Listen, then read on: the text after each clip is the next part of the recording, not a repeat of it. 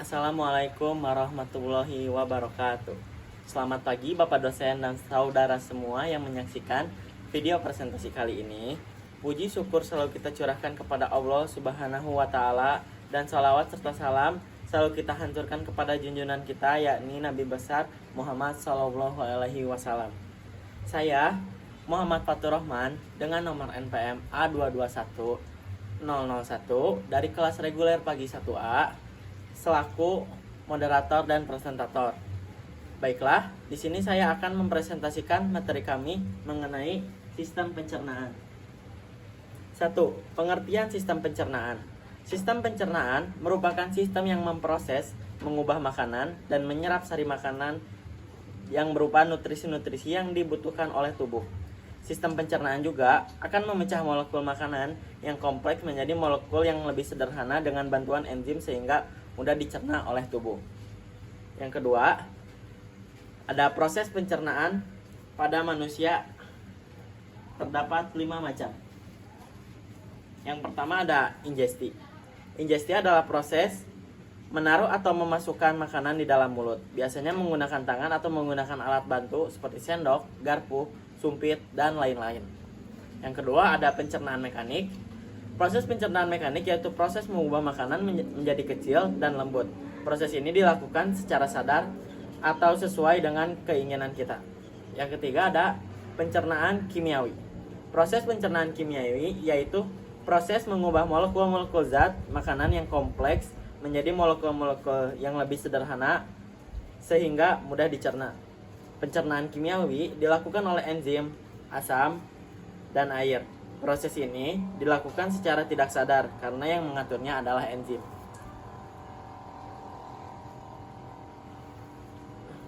Yang keempat ada penyerapan. Penyerapan adalah gerakan nutrisi dari sistem pencernaan ke sistem sirkulator dan limpatik kapilarias melalui osmosis, transport aktif, dan difusi. Yang kelima ada penyingkiran. Penyingkiran yaitu penyingkiran atau pembuangan material yang tidak dicerna atau trakt pencernaan melalui defekasi. Selanjutnya ada organ dalam sistem pencernaan pada manusia. Yang pertama ada saluran pencernaan. Saluran pencernaan mencerna makanan, memecahnya menjadi bagian yang lebih kecil dan menyerap bagian tersebut menuju pembuluh darah. Organ-organ yang termasuk di dalamnya adalah mulut, faring, eksofagus atau kerongkongan, lambung, usus halus, serta usus besar. Dari usus besar, makanan akan dibuang keluar tubuh melalui anus. Yang kedua, ada organ pencernaan tambahan atau aksesoris. Organ pencernaan tambahan ini berfungsi untuk membantu saluran pencernaan dalam melakukan kerjanya. Gigi dan lidah terdapat dalam rongga mulut. Kantung empedu serta kelenjar pencernaan akan dihubungkan kepada saluran pencernaan melalui sebuah saluran. Kelenjar pencernaan tambahan akan memproduksi sekret yang berkontribusi dalam pemecahan bahan makanan. Gigi, lidah, kantung empedu, beberapa kelenjar pencernaan seperti kelenjar ludah, hati, dan pankreas. Selanjutnya, ini merupakan gambar bagian-bagian sistem pencernaan pada manusia.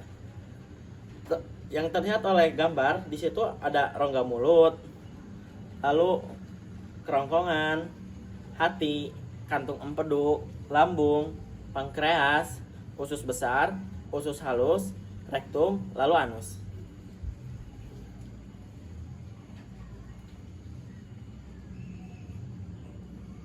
Selanjutnya, organ sistem pencernaan pada manusia yang terdiri dari 1. Mulut.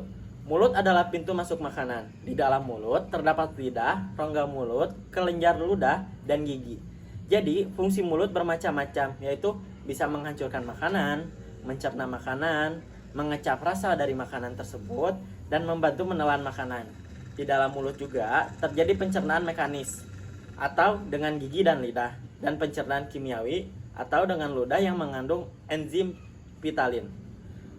Mulut terdiri dari langit-langit, gigi, gusi, tulang langit-langit, dan pembuluh darah, dan saraf langit-langit amandel, dan lidah.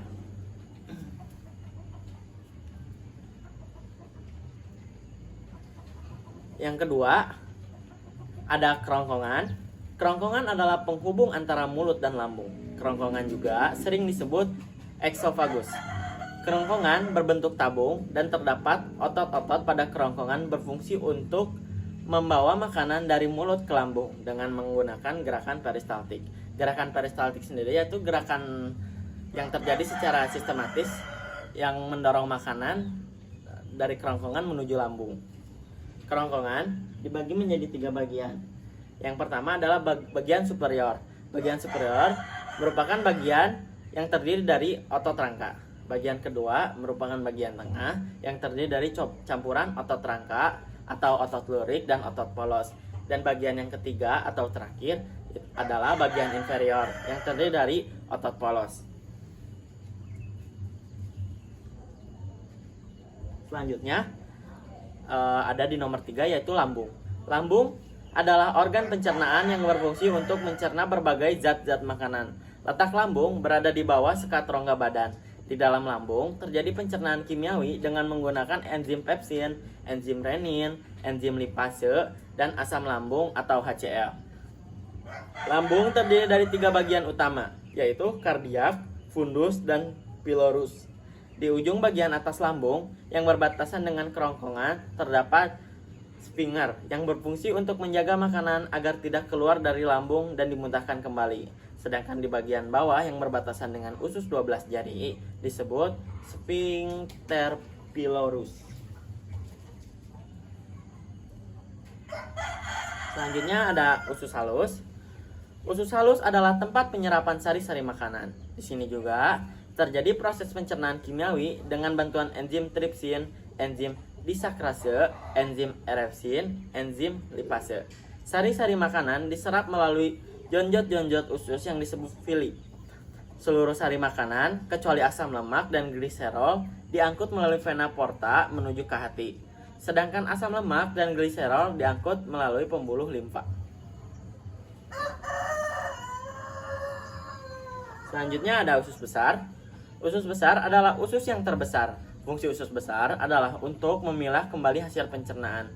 Di sini terjadi penyerapan air dengan jumlah terbesar daripada organ lain dan terjadi proses pembusukan sisa makanan dengan bantuan bakteri.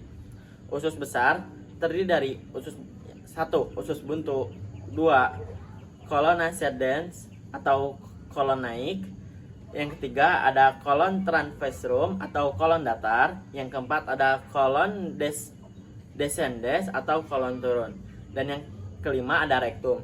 Rektum merupakan tempat menyimpan feses sebelum dikeluarkan melalui anus. Dan yang terakhir ada anus. Anus atau dubur adalah penghubung antara rektum dengan lingkungan luar tubuh. Di anus terdapat otot sphincter yang berfungsi untuk membuka dan menutup anus. Fungsi utama anus adalah sebagai alat pembuangan feses melalui proses defekasi atau buang air besar. Di anus terdapat otot sphincter, rektum, dan vena. Fungsi otot sphincter adalah membuka atau menutup anus, sedangkan fungsi rektum adalah untuk menyimpan feses untuk sementara waktu.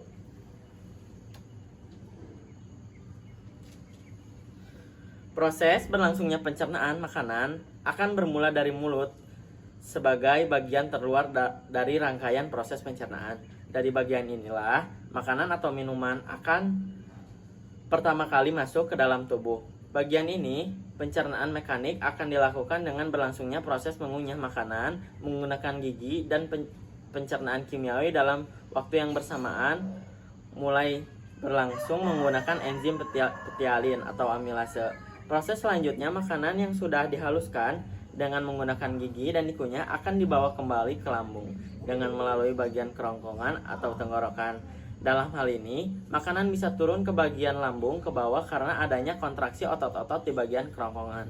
Di bagian lambung, makanan akan melalui proses pencernaan kimiawi menggunakan zat atau enzim yang berperan mengontrol proses ini. Adapun beberapa zat yang mengontrol proses diantaranya adalah enzim renin, pepsin, HCl atau asam klorida, dan lipase. Setelah makanan yang diproses di bagian lambung yang membutuhkan waktu selama kurang lebih 3-4 jam, makanan tersebut akan mulai dibawa menuju usus 12 jari. Di bagian tersebut terdapat enzim-enzim berikut yang berasal dari bagian pankreas, diantaranya adalah amilase dan lipase. Tripsinogen bukan hanya untuk itu. Dari bagian ini terdapat pula empedu. Empedu dihasilkan oleh hati dan ditampung di dalam kantung empedu. Untuk selanjutnya, empedu ini akan disalurkan ke dalam usus melalui saluran empedu ke usus 12 jari. Dari bagian selanjutnya, makanan akan dibawa menuju bagian usus halus. Di bagian ini terjadi proses pencernaan kimiawi yang melibatkan berbagai enzim pencernaan. Selanjutnya, proses akan dilanjutkan pada proses penyerapan atau absorpsi yang berlangsung di usus halus. Misalnya seperti jenis selulosa bersama dengan lendir, bagian ini akan maju ke bagian usus besar dan menjadi feses. Sekian hasil presentasi dari saya.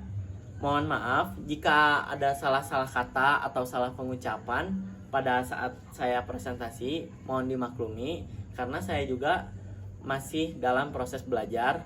Sebelumnya, terima kasih kepada Bapak dosen dan teman-teman sekalian yang sudah menonton presentasi saya.